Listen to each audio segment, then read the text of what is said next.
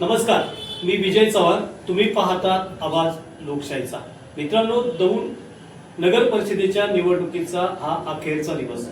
उद्या प्रचार बंद होणार आणि होणार ते रात्रीचा कारभार. हा रात्रीचा कारभार सर्व परिचित असतो, फक्त याच्यावरती स्पष्टपणानं बोलता येत नाही आणि तो प्रचार म्हणजे रात्र वैऱ्याचे आहे अशा स्वरूपाचं चित्र असतं. खऱ्या अर्थानं दौंड नगरपालिकेमध्ये अनेक पक्ष, अनेक उमेदवार अपक्ष यांनी आपलं नशीब आजमावण्यासाठी प्रवास सुरू केलाय.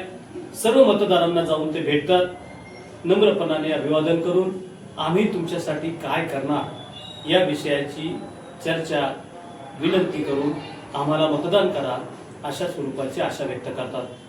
आपण आता काँग्रेस आय या पक्षाच्या कार्यालयात आहेत दौंड शहरातली, आणि या शहरातील या कार्यालयामधून या पक्षाने 3 उमेदवार उभे केलेत.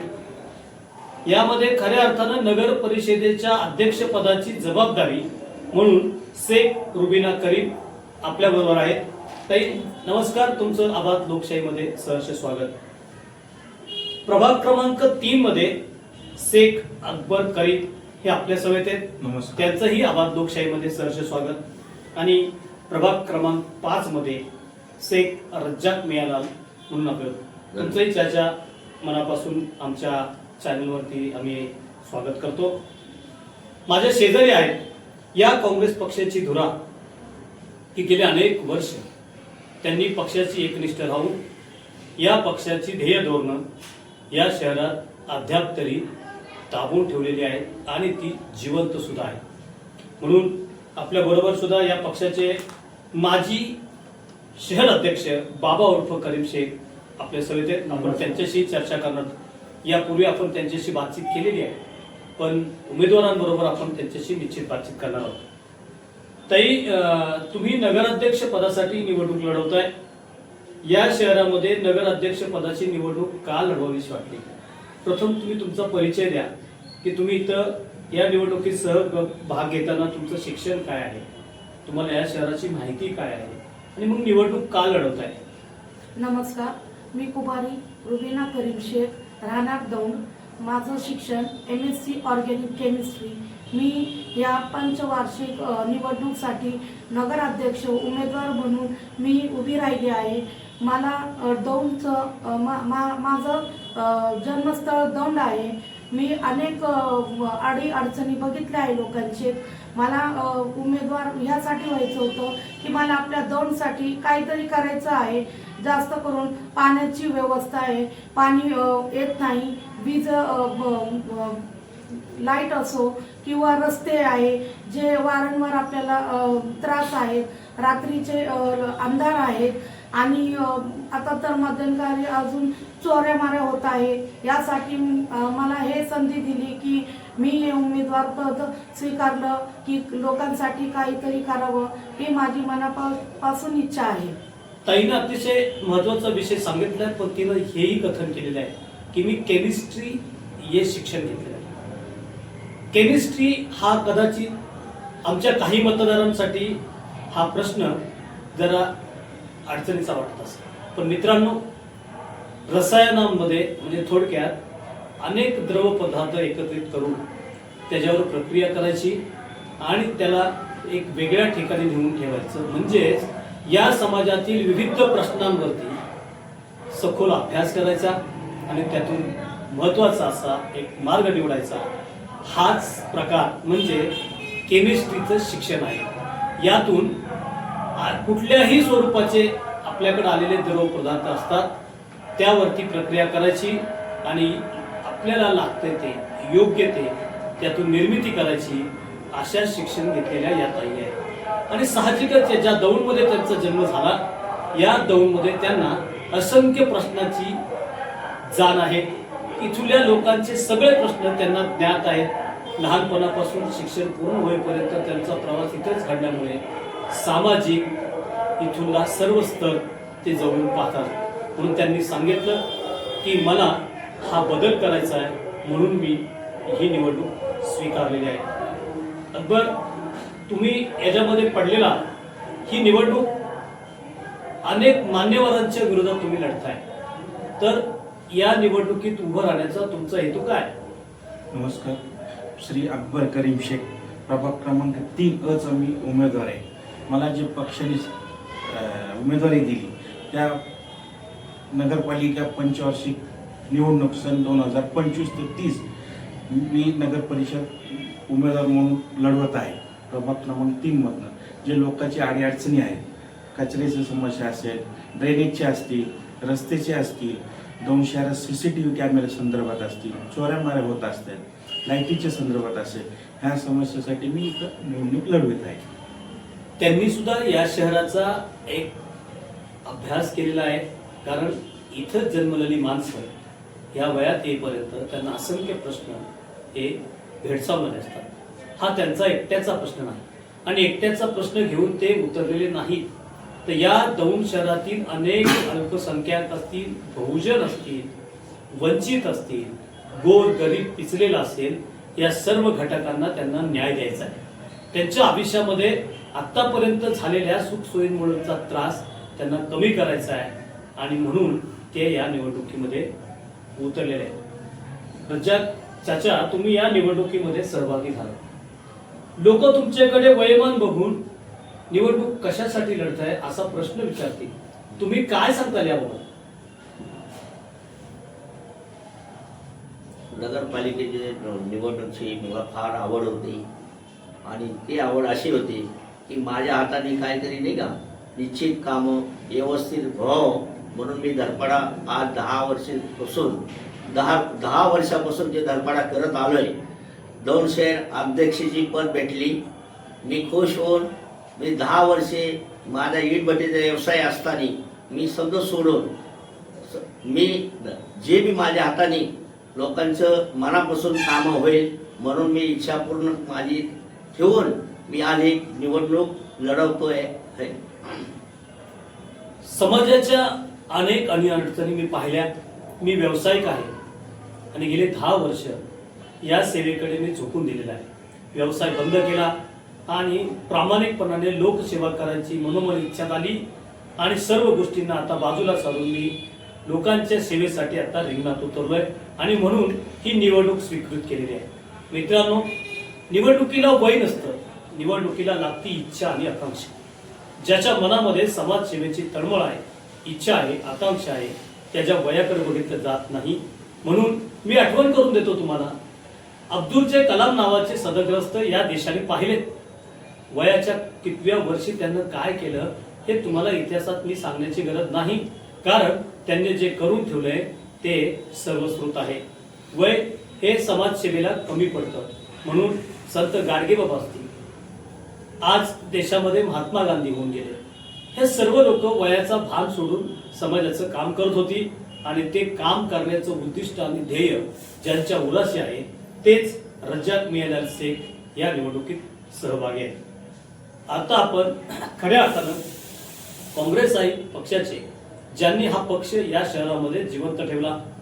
मित्रांनो, हे जिवंत ठेवण्याचं कारण असं सारखं मी का सांगतोय, इथे स्थानिक रुलिंग आमदार आहेत, त्यांचा पक्ष राज्यात आणि केंद्रात सत्ता भोगतोय, ते सत्ताधारी आहेत, पण या शहरामध्ये त्या सत्ताधाऱ्यांना आपल्या पक्षाचा उमेदवार उभा करता आला नाही. विशेष म्हणजे त्यांच्या पक्षाचं चिन्ह सुद्धा या पालिकेतून हद्दपार झालेला आहे.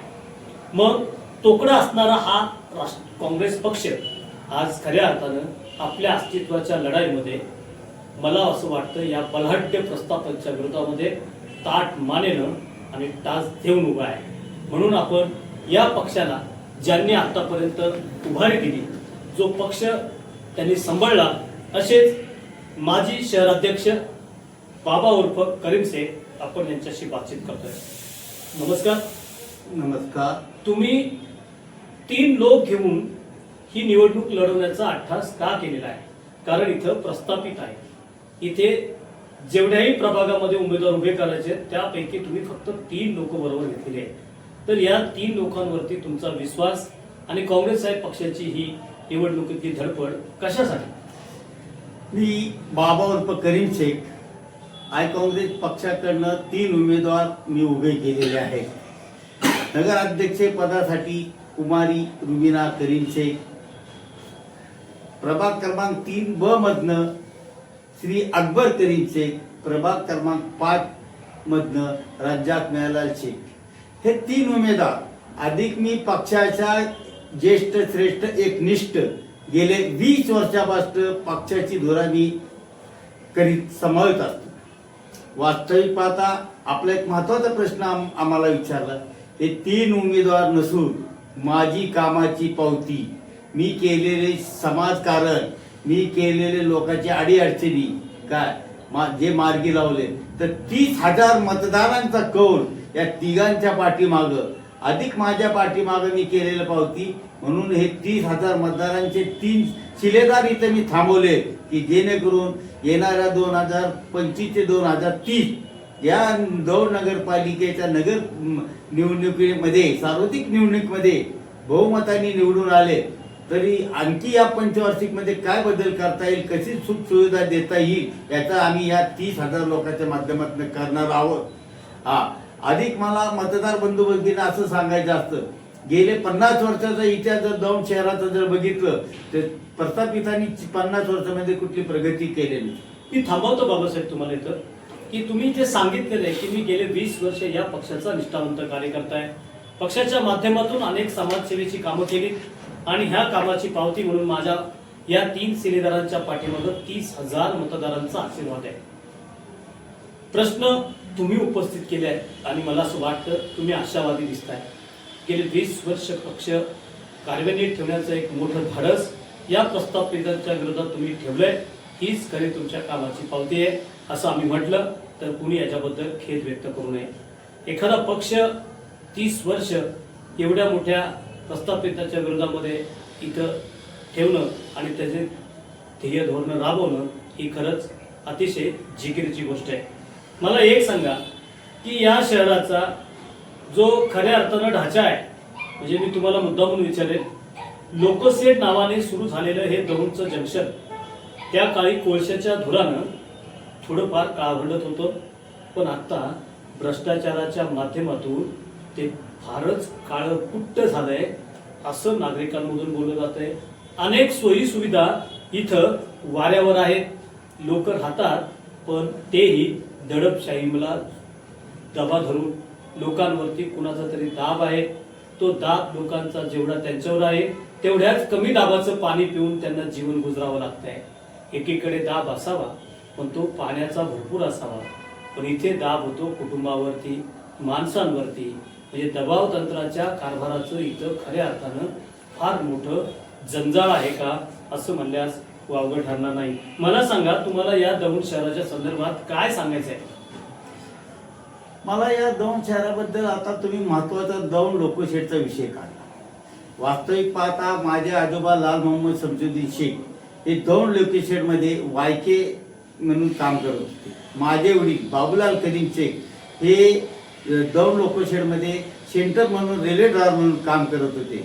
पण दुर्दैवाने किंवा नशिबाने मला रेल्वेमध्ये नोकरी नाही, कारण का ज्यावेळेस चालत होतं रेल्वेची धुरा त्यावेळेस या सगळ्या गोष्टी घडल्या. वास्तविक पाहता महत्वाचा विषय दौंड लोकशेठचा होता. त्यावेळेस व्यापार पेठ जोरात चालत होती. महिन्यात 3-4 वेळा लोकांचे 8 तारखेला पगार होत होते, 13 तारखेला पगार होत होते, 22 तारखेला होत होते, 1 तारखेला होत होते. गावातली बाजारपेठ माझ्या माहितीप्रमाणे रस्त्याने चालण्याला जागा नसे इतकी चालत होती. मग मला सांगा, जर बाजारपेठमध्ये चाललेल्या रस्त्याला जागा नव्हती, इतकं ग्राहक या शहरामध्ये होतं, तर आता 21वं शतक आहे, दिवस बदललेत, माणसं क्रांतीच्या प्रवासाला लागलेत, संगणक हातात घेतात, मोबाईल सारख्या ह्याच्यामध्ये जगाचा अभ्यास करणारी माणसं या दौंड शहराच्या विकासाबाबत, इथल्या व्यापाराबाबत टीका टिप्पणी का करू लागलेत? त्याला कारण असं, त्या काळापासून या क्षणापर्यंत जे या नगरपालिकेवर या तालुक्यात जे प्रस्थापित होते, वास्तविक पाहता ज्यांच्या घरात 3-3 आमदारकी होती, त्यावेळेस त्यांनी लोकशेठ हालाला तो घोरपडे इथे गेलेला. वास्तविक पाहता मेंबर ऑफ पार्लमेंट त्यावेळेस जर विरोध केला असता तो लोकशेठ घोरपडे इथे गेलं नसतं. सगळ्या गोष्टींनी सुविधा असलेला हा दौंड शहरातला रेल्वे जंक्शन, ज्यांनी रेल्वे बोर्डाने याला मंजुरी दिलेली होती, परंतु दौंड शहराच्या दौंड जंक्शनचं वैभव संपवण्याकरता आणि बारामतीचा उभय अस्तित्वात आणण्याकरता हा लोकशाहीर घोरपडे येथे गेलेला आहे. त्याला त्यावेळी ते प्रस्थापित कारणीभूत होते.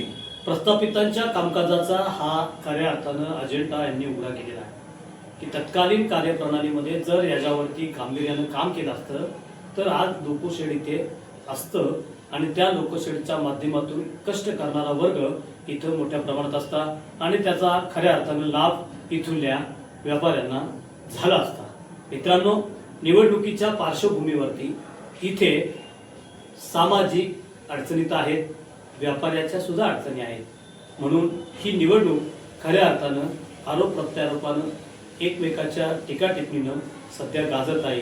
आज अखेरचा दिवस, उद्यापासून मतदान बंद, उद्यापासून प्रचार बंद होणार आहे आणि जे होणार ते सर्वश्रुत राहणार आहे यावर बोलणं उचित आहे.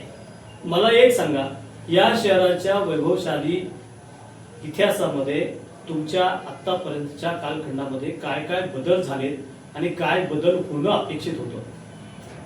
माझा अनुभव आता रनिंग मी वास्तविक पाहता मी दरवेळेला माझ्या भाषणामध्ये, माझ्या बाईटमध्ये, मुलाखतीमध्ये सांगत आलो. माझा जन्मस्थळ दौंड आहे. 1958चा माझा जन्म, मी आता 67 वर्षाचा आहे. मला सांगा, 67 वर्षाच्या कालखंडामध्ये तुम्ही आता थोडक्यात सांगा, इथं या बदलाची गरज होती आणि तो बदल झालेला नाही. तुमच्या शहराच्या यशोगाथेमध्ये अनेकांनी टीका टिप्पणी करत इथल्या अनेक प्रश्नांना आता डोंगरा एवढं करून ठेवलंय. पण मला तुमच्याकडून मोजक्या शब्दामध्ये की इथं हा बदल हवा होता आणि हा बदल झालेला नाही आणि परिणाम भोगतोय तो इथला रहिवासी. सांगा काय वाटतं? आपण जो मुद्दा मांडला बरोबर आहे, परंतु ज्या काही इथल्या सुख सुविधा होत्या, ज्या व्यवसाय व्यापाराच्या गोष्टी होत्या, जवळचं जे वैभव होतं ते त्यावेळेचे ना आत्ताचे प्रस्थापितांनी हे सगळं वैभव इकडे तिकडे विस्तारित केलेले आहे. त्यामुळं आता ही दौंडचं जे वैभव संपल्यामुळं बाजारपेठ म्हणा, व्यापारपेठ म्हणा, वैभव म्हणा, हे दौंड शहरातलं नष्ट झालेलं.